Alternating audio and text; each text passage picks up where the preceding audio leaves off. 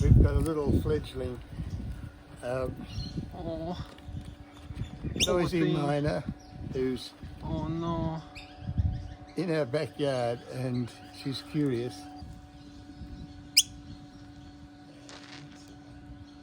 Oh, mummy. Oh, mummy.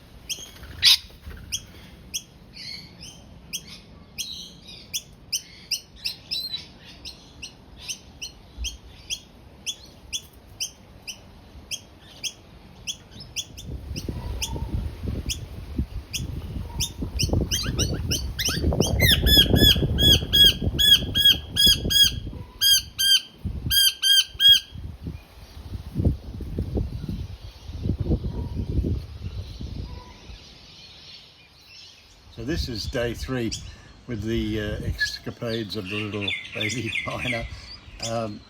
She was on the ground this morning when I came out first light, curled up in a ball. We've placed her back in the tree, and she's climbed right up to the top of the flageola tree now. The parents are still feeding her, and they're also got another chick in the backyard of the next door neighbour. But this one seems to be chirping away quite happily, and hopefully she will survive. It's been quite an ordeal to pick her up off the ground from time to time.